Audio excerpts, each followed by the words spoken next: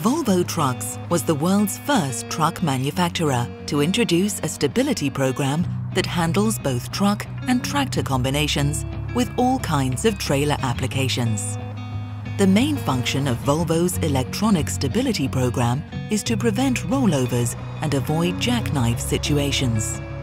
The electronic stability program continuously registers lateral acceleration, steering wheel angle, and wheel speed.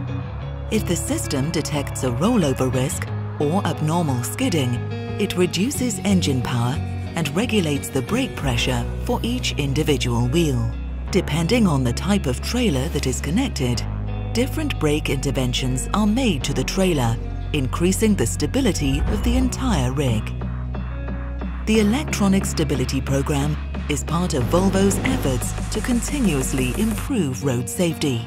In this case, our main concerns have been the driver and the surrounding road users.